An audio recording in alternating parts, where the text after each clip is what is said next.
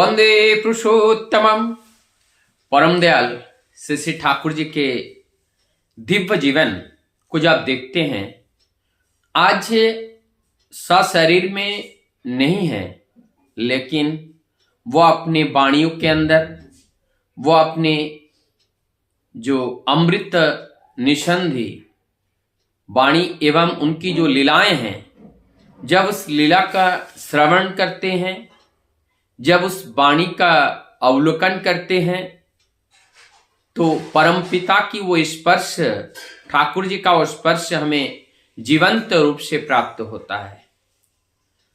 ठाकुर जी की हर दिशा में उनकी जो नियमावली है, जो मैथमेटिकल फॉर्मूला है, वो फॉर्मूला को लगा करके जीवन को अगर हम चलाए, निश्चित रूप से हमारी इस जीवन में धोखा नहीं खाना पड़ेगा। ठाकुर जी अपने वाणी में कहते हैं, कौन सी नारी विवाह के उपयुक्त है, उपयज्ञ है, और कौन सी पुरुष विवाह के यज्ञ है।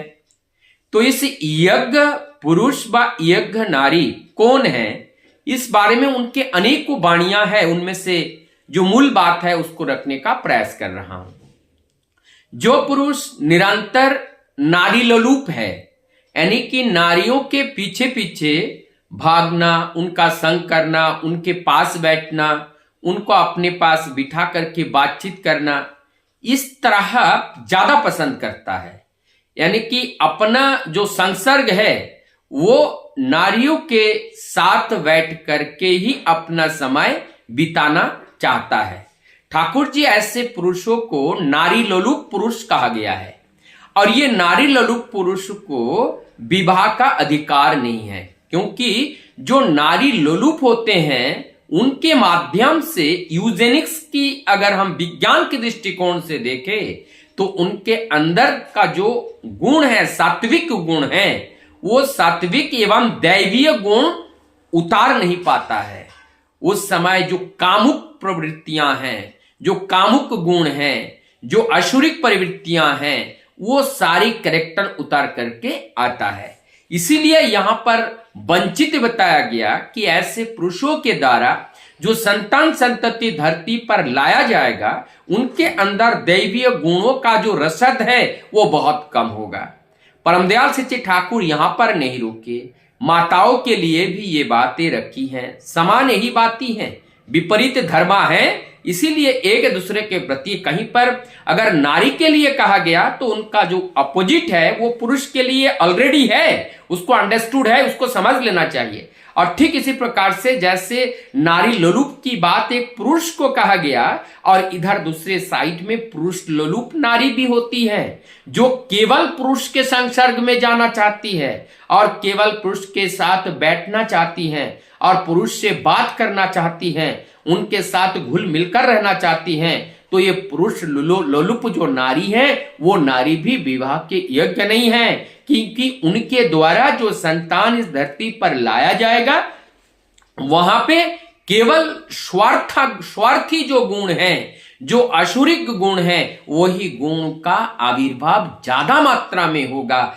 ये वैज्ञानिक दृष्टिकोण से साइंटिफिकली भी इसमें देखा गया है। यूजेनिक्स में अच्छे संतान संतति, अच्छे प्रोजेनी के लिए क्या क्या कैरेक्टर्स होनी चाहिए, वहां पे भी इस बात को उल्लेख किया गया है। लेकिन ये सूक्ष्म दृष्टिकोण है, ये आज के तथाकथित जो पढ़े लिखे वर्ग हैं, इस सूक्ष्म विज्ञान को नकारते हैं, समझने के बावजूद भी समझना नहीं चाहता है, और जिसके कारण स्वरूप आज हम समाज की स्थिति को देख सकते हैं। किसी भी संतान के अंदर विश्वास नाम का कोई वस्तु रह नहीं गया, एक दूसरे के ऊपर विश्वास बहुत कम हो गया, संदेह का भाव बहुत ज्यादा आ गया, परोपकार की जो प्रकृति है वो भी संतान संतति में बहुत कम देखने को मिलते हैं, भाईचारे का स्वभाव भी कम देखने को मिलता है, बंधुत्व की भावना भी बहुत कम देखने को मिलते हैं, परोपकार की भावना भी बहुत कम देखने को मिलते हैं। ये सब इसी के वजह से हैं, तो इसी को हमें अपने जीवन से दूर करना पड़ेगा।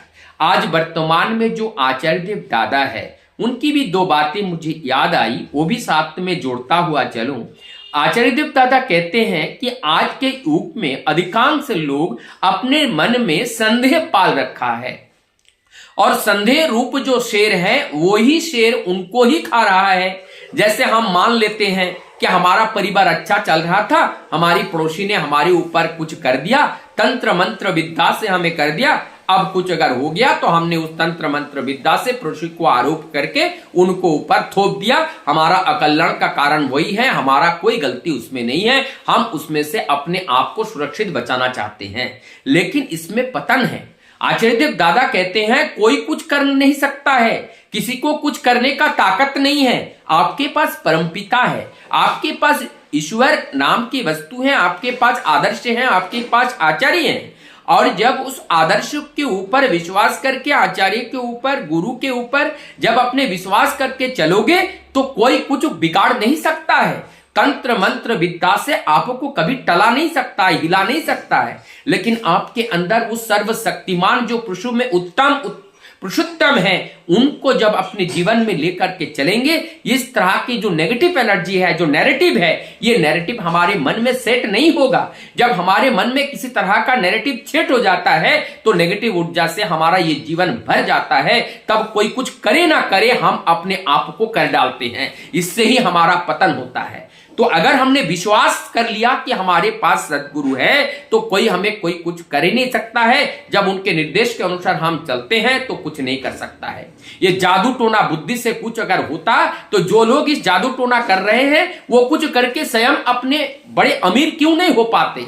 दुनिया में बड़े होने, बड़े विद्वान, बड़े डॉक्टर, बड़े इंजीनियर वो क्यों नहीं हो पाते? वो अभी भी भिखमंगी बन करके इस तरह के जादू टोना से लोगों को फंसा करके अपनी जीविका निर्वाह क्यों कर रहा है? अगर उनके पास इतनी ताकत है तो इस बात को हम क्यों नहीं सोचते हैं? हम मूर्खतावश उनकी बातों को सुन लेते हैं और सुन करके अपने आप को कोई एक चीज में फंसा करके, अपने को कमजोर करके हम उस कमजोर के शिकार होते हैं और क्षति अंततगतवा हमें अपने आप को ही होता है। तो इससे उभारने का कोई दूसरा रास्ता नहीं है। परमपिता को जो विश्वास करो, जो आपके पास है वो सर्वशक्तिमान है, उनके ऊपर आपका विश्वास है तो दुनिया में कोई भी शक्ति ऐसा नहीं है कि जो आपको बाल बांका कर सकता है। वंदे पुरुषोत्तम।